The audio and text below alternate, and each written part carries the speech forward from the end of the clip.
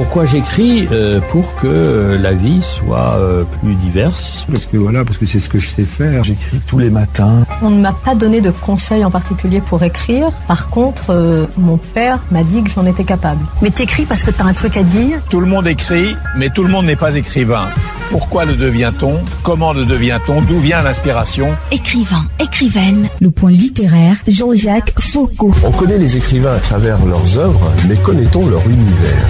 Le point littéraire. Le point littéraire, tous les mercredis de 20h à 21h sur Royal FM. C'est une émission de littérature. Toute la littérature, ici, tous les genres, sous-genres et types d'écriture se rencontrent. Vous aurez droit à plus de découvertes de livres et d'auteurs. Ici, tous les genres littéraires et textes scientifiques se côtoient. Le point littéraire, tous les mercredis de 20h à 21h. Prenez le rendez-vous avec Jean-Jacques Foucault. Le deuxième livre, c'est également une poésie. Le titre, Ma terre natale, un livre de Raphaël Ekumu Samba. Il est né en 1994 à Koli-Melen, par Ngumo, région du centre Cameroun. Après son baccalauréat, ses études supérieures en sciences politiques à l'université de Yaoundé 2 sont notamment sanctionnées par l'obtention d'une maîtrise. C'est un poète engagé et Ma terre natale est sa première publication. Raphaël Ekumu Samba, bonsoir et bienvenue sur le point littéraire. Bonsoir. C'est un plaisir de vous accueillir.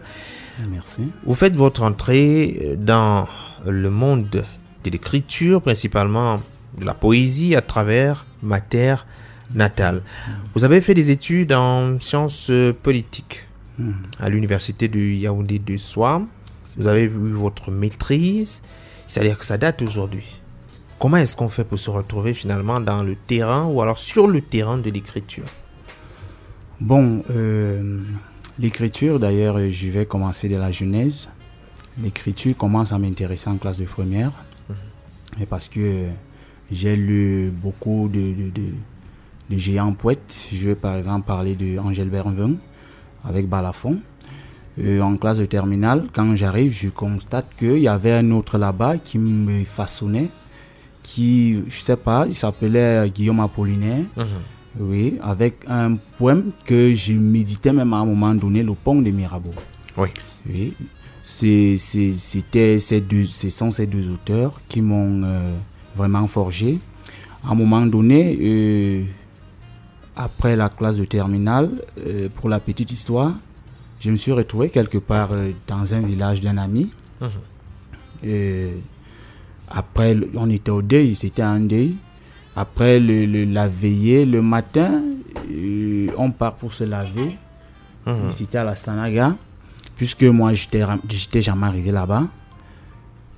Je lui dis, bon, quand c'est comme ça, on se lave comment? Puisque c'est vaste, je ne sais pas où mettre les pieds, je ne sais pas comment faire. Il me dit, non, ce que tu vois là n'est rien. Écoute, dès que tu finis de te laver, je t'emmène en haut.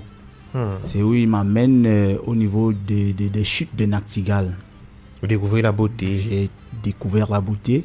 C'est à partir de là que j'ai eu les langues de cœur au niveau des chutes d'eau, parce que vous allez constater qu'il y a une globalisation au niveau des chutes d'eau. Oui. Il y a une pléthore de découvertes au niveau des sites naturels du Cameroun. Naturellement, les chutes d'eau, le Mont Cameroun, l'île Bioko. Il y a les sites naturels là que j'ai essayé de décrire, qui m'ont façonné à un moment donné. C'est devenu comme une chanson pour moi. Oui. Vous avez découvert des endroits fabuleux au Cameroun et vous avez décidé de partager votre expérience, surtout de faire voyager ceux qui n'ont pas toujours la chance d'aller sur les lieux. Sur les lieux, oui.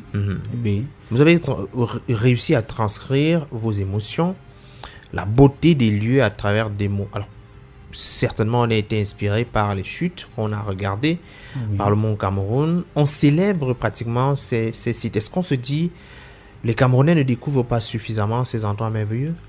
Pour moi, oui. Parce que quand on se place à distance, on se dit qu'il n'y a rien au Cameroun.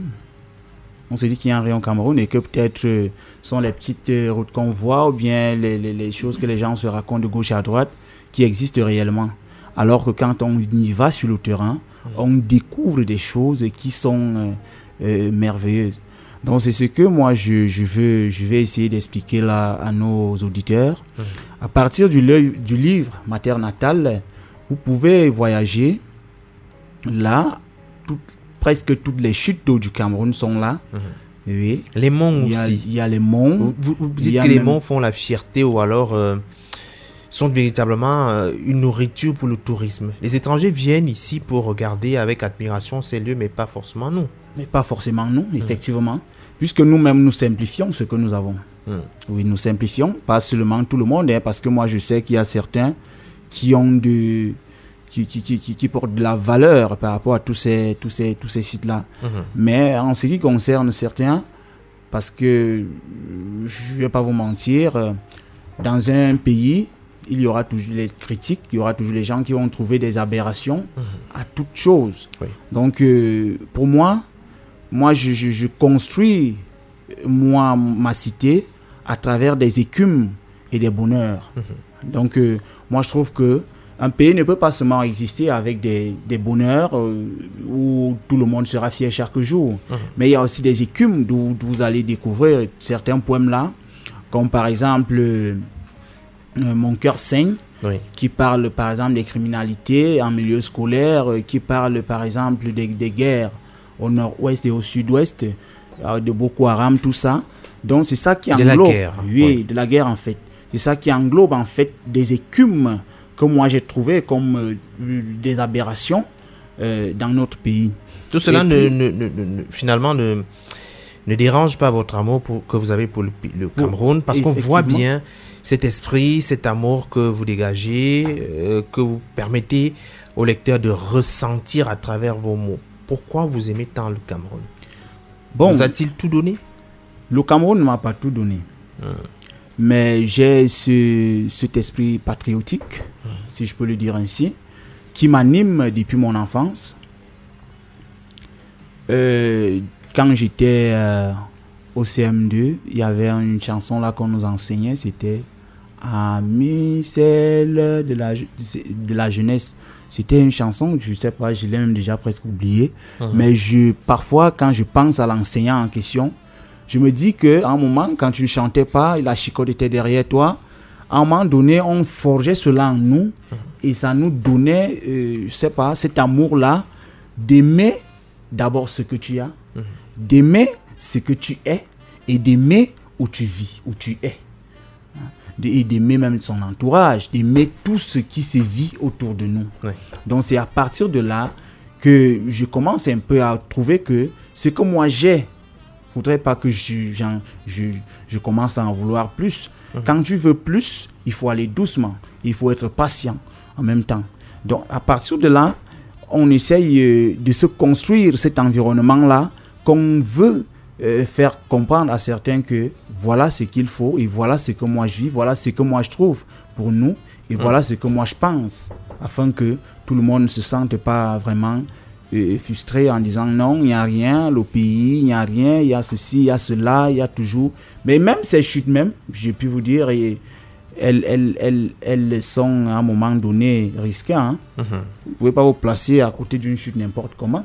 Oui. Il faut parfois prendre des conseils des riverains qui en réalité connaissent comment ça se passe. Ils vont vous servir de guide, en quelque sorte. Là, au niveau des chutes de Nachtigal, j'interpelle un guide touristique là, il s'appelle Alim. Quand vous arrivez, il vous guide, il vous conseille comment ça se passe, comment se comporter même.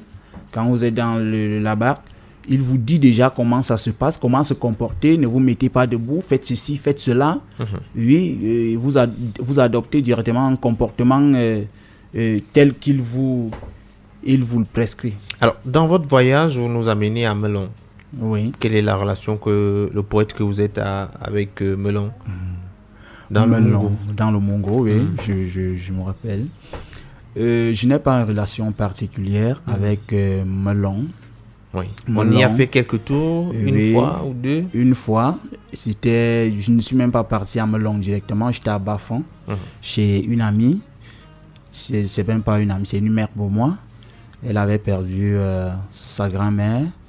Et puis, elle était une voisine à l'époque.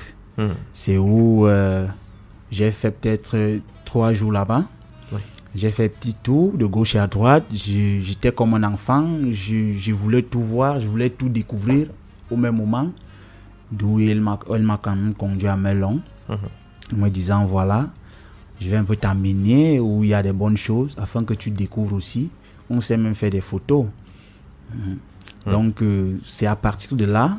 Donc, il y a d'autres sites que je n'ai pas pu voyager, mais que je découvre à travers mes recherches. Oui. Oui. Peut-être les lectures. Les lectures et puis la télévision et la autres. télévision, non seulement la télévision, mais parler aux gens, des interviews, essayer de causer avec les gens qui maîtrisent les sites en question. Et puis on essaie de résumer pour donner ce que vous voyez. Mais en réalité, je perçois cet amour pour le pays. Mais pourquoi les chutes? Il y a plusieurs textes qui reviennent sur les chutes. Les chutes de la Lobé, on va amener tout le monde. Pourquoi une fixation sur les chutes? Le goût du risque peut-être? Oui, il y a ce goût du risque. Et il y a aussi cette beauté écarlate dont m'a vraiment infligé les chutes de Nachtigal. Parce que ces chutes, c'était ma toute première chute que j'ai visitée. J'ai été face au... C'est-à-dire, je suis quitté de là, je manquais les mots. J'ai parlé à mon ami, je lui ai dit, bon, qu'est-ce qu'il faut faire maintenant? Or, j'avais déjà commencé un texte, mais le texte ne parlait même pas des chutes. Le texte, aujourd'hui, c'est un essai qui parle essentiellement du développement en Afrique, qui est en cours. Donc, c'était un texte que j'ai commencé avant, mais quand j'ai découvert les chutes, j'ai commencé avec les chutes. Les chutes ont mis long, peut-être un an après, quand j'ai fini de rédiger. C'était dans un petit papier, un petit cahier. J'ai fini, bon, j'ai commencé à mettre ça dans la machine. À un moment donné, bon, j'ai abandonné. Oui. Un matin, bon, je décide de rencontrer un ami, un professeur de français. Je lui dis, bon, voilà ce que moi je propose. J'ai un petit texte. Est-ce que vous pouvez m'aider à corriger? Peut-être que je ne maîtrise pas tout. À un moment donné, vous pouvez avoir des lacunes, vous pouvez... Et c'est celui qui vous lit qui peut facilement vous corriger. Il l'a pris, il a fait sa part du travail, il m'a appelé au téléphone, il m'a dit, bon, viens récupérer ton texte. Moi, j'ai fait pour moi. Voilà. Bon, je n'avais jamais rencontré un éditeur.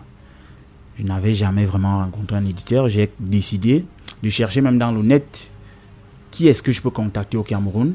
J'ai vu le numéro de mon éditeur actuel. Ifrikria. Oui. Jean-Claude Awono. Monsieur Jean-Jacques Awono, que je considère comme un menteur en matière de poésie, parce que quand j'ai déposé le texte, j'ai tourné le dos. J'ai dit, ce qui va arriver. Si on rejette, tant mieux. Moi, vraiment... Bon, je m'attendais déjà à des critiques et puis peut-être un rabaissement en disant, bon, c'est pas possible, on ne peut pas, machin. Bon, moi, j'ai dit, ok, j'attends. 2 semaines après, il m'envoie le texte par PDF. Il me fait comprendre que on peut publier le texte, mais qu'est-ce que vous décidez? Est-ce que vous êtes prêt à être un poète? Oui.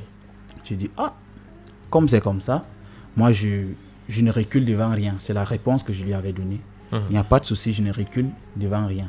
Et puis ça va me faire naître d'autres textes que j'ai commencé, que j'ai abandonné, parce que souvent je commence un texte, j'ai une idée que je peux développer facilement, et puis je commence, à un moment donné, je m'arrête même parfois à une 50aine de pages, 60aine de pages, j'arrête, je dis bon, je suis fatigué, c'est comme ça.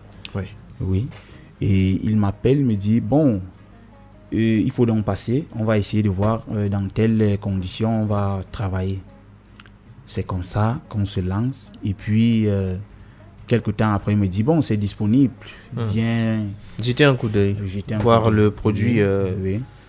Il m'a envoyé le visuel, j'ai regardé, bon, il n'y a pas de souci, allons-y. Donc c'est à partir de là que je commence même à m'intéresser profondément à la chose. Et puis aujourd'hui, je me retrouve devant vous pour essayer d'expliquer réellement ce que moi je conçois en tant que Camerounais. Alors, il faut dire que vous présentez le Cameroun comme étant une étoile en Afrique. Oui. C'est vrai que vous citez des grands noms. Au niveau des belles lettres, Calix Beyala, des noms qui ont marqué la République, des noms qui marquent même la République en ce moment. Oui.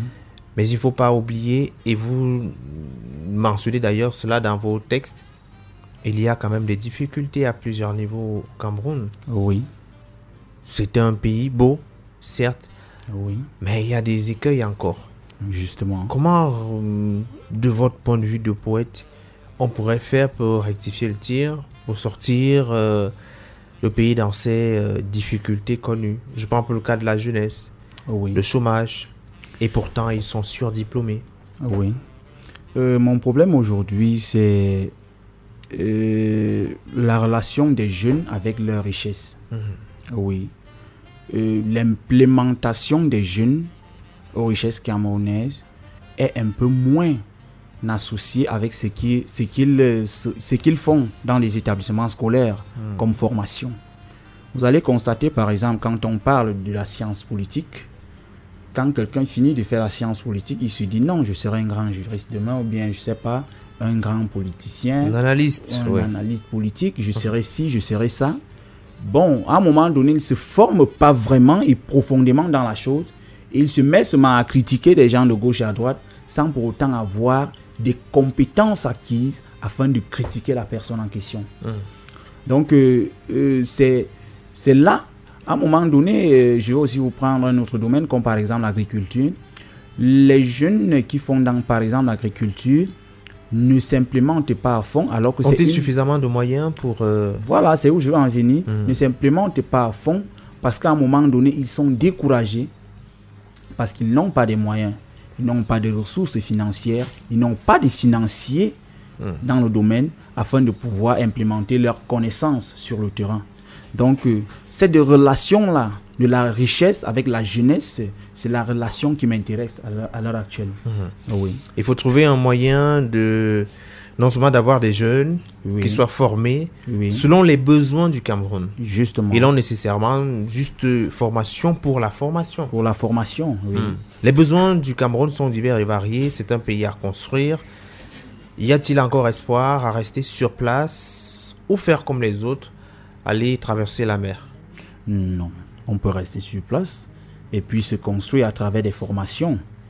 Il faut se former, il faut former les jeunes. Il faut former les jeunes parce que le problème à l'heure actuelle, c'est la formation des jeunes. Les jeunes ne sont pas suffisamment formés. Et puis, dès lors qu'ils sont formés, ils n'ont pas des compétences parce qu'à un moment donné, on demande une certaine compétence afin d'exercer tel métier ou tel métier.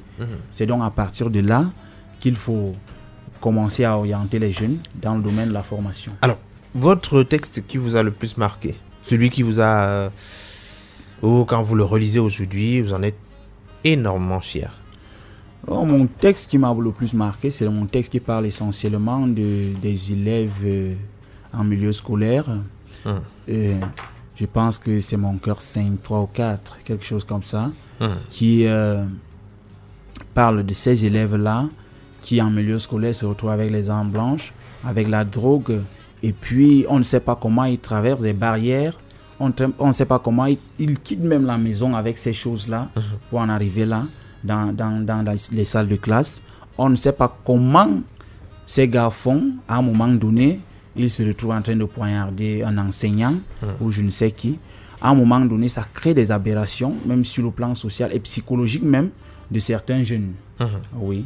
Donc, je me pose des questions, je lance un questionnement. Donc, c'est un texte qui me tient vraiment à cœur, qu'à un moment donné, On reste assez interrogateur. Alors, Ma terre natale, c'est un recueil de poésie qui est disponible un peu partout. On peut l'avoir pour le lire en profondeur. Où est-ce qu'on peut l'avoir? On peut l'avoir. Je pense que la maison d'édition a déjà envoyé à la librairie des peuples noirs. Oui. Mais il est disponible beaucoup plus. C'est où la librairie des peuples noirs? C'est à Yaoundé, effectivement. Ici à Yaoundé, ici en bas. Montée Seni. Et voilà, la montée Seni. À droite. Tout à fait. Un numéro de téléphone au cas où? Au cas où, il y a mon numéro même, le 695 71 01 13, le 695 71 01 13. Oui. Oui. Raphaël Ekomo Samba, merci d'avoir répondu à cette invitation. Merci d'avoir également répondu à toutes nos questions. Ok, merci aussi.